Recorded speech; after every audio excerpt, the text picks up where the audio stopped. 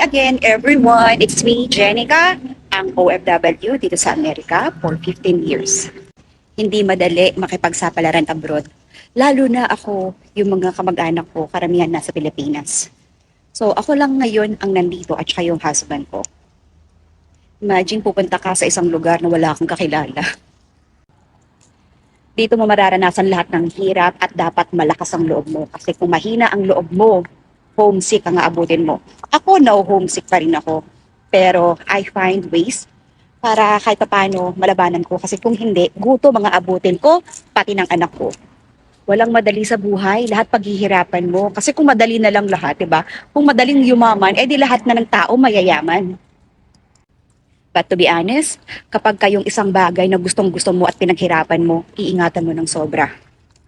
Lagi ko nga pinagdadasal, Lord, wala naman ako masyadong pangarap para sa sarili ko. Pero pangarap ko para sa anak ko, marami. Kahit 15 years na ako dito sa Amerika, pero wala pa rin akong sariling bahay at lupa. It's because inuna naming tulungan yung pamilya namin sa Pilipinas. But this time, siguro, since may anak na ako, para naman kay James, di ba? Tayo kasi mga Pilipino, napaka-family oriented natin. Talagang yung puso natin sa pagtulong. Kahit sino. Mapapamilya, mapakaibigan, kamag-anak. Ganun talaga yung culture natin eh. Pero sa lahat ng mga ka-OFW ko, magtira kayo para sa sarili nyo. Walang problemang tumulong sa pamilya, kamag-anak, kaibigan.